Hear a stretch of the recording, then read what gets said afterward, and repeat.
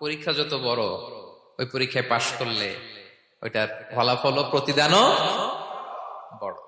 তাহলে দেখেন প্রিয় ভাইরা, সাইয়েদনা ইব্রাহিম আলাইহিস সালামের জীবনে পরীক্ষার কোনো শেষ ছিল না। আমি আপনি কোথায়? আল্লাহর খালিলের জীবনে যদি এত পরীক্ষা থাকতে পারে, আমি আপনি কোথায় বলেন তো? এবার বলেন, সাইয়েদনা মূসা আলাইহিস সালাম জন্মটাই তো হয়েছে পরীক্ষার মধ্য দিয়ে। মিশরের ছেলে সন্তান হইলে ফেরাউন বলছে জবাই করো, ওনার মা এরকম সিন্ধুকে করে ভাসায় দিলেন নীল নদীতে। আল্লাহু আকবার, কি একটা রোমাঞ্চকর পরিস্থিতির মধ্য দিয়ে আল্লাহ তাআলা ওনাকে বাঁচালেন। সুবহানাল্লাহ, জন্মই হয়েছে পরীক্ষার মধ্যে।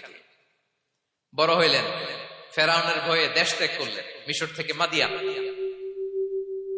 আবার আল্লাহর আদেশে যখন ফিরে আসলেন, আবার ফেরাউনের সাথে তর্ক বিতর্ক, যুদ্ধ। একটা রাত আল্লাহ নবী মূসা আলাইহিস সালাম শান্তি মতো মিশরে ঘুমাতে পারে নাই। একটা রাত শেষ পর্যন্ত এই ফেরাউন মূসা আলাইহিস সালামকে ধাওয়া করেছে। ফেরাউনের ধ্বংসের আগ পর্যন্ত সে মূসা আলাইহিস সালামকে ধাওয়া করেছে।